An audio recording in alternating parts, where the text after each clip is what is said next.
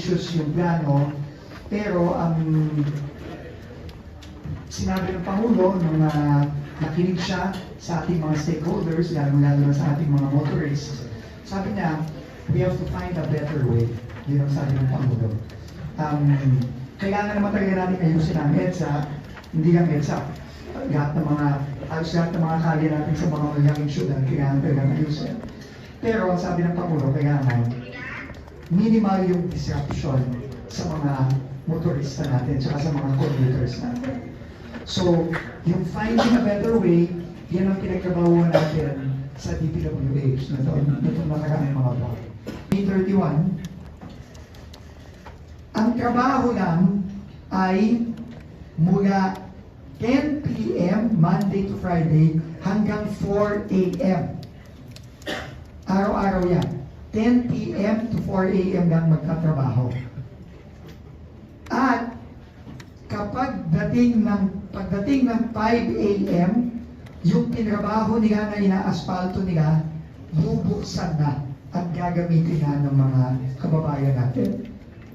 Okay? So, klaro magtatrabaho 10 p.m. to 4 a.m., lane by lane pa rin, pero pagdating ng 5 a.m., bubuksan na yan to regular traffic. Yan ang kondisyon ni Chairman Don na sinabi ng DPWH na kakayanin naman natin. Pag Friday to Sunday naman,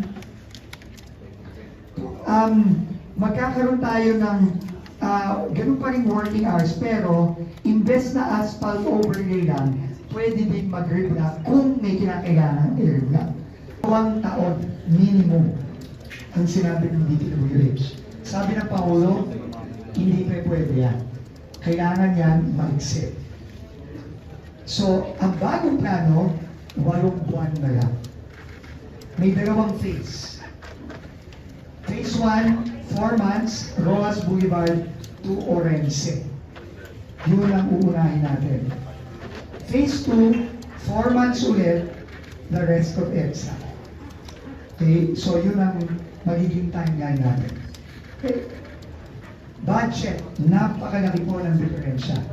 Yung unang budget is 17 billion.